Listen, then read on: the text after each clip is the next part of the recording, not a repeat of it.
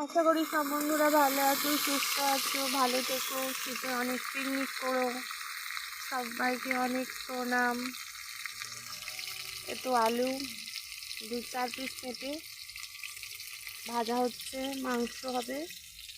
বেগুন ভাজা হয়ে গেছে, আদা রসুন এক জায়গায় বেটেছে, জিরে লঙ্কা এক জায়গায় বাটা, এইসব টমেটো, কাঁচা পেঁয়াজ, ধনেপাতা সব কেটে কুটে নিয়ে এসছে।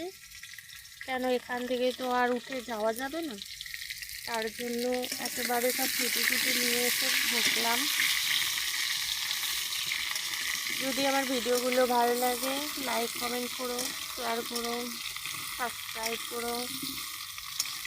আর ছোটো ছোটো ভিডিও ছাড়ি তো, সবাই ভালো থেকো।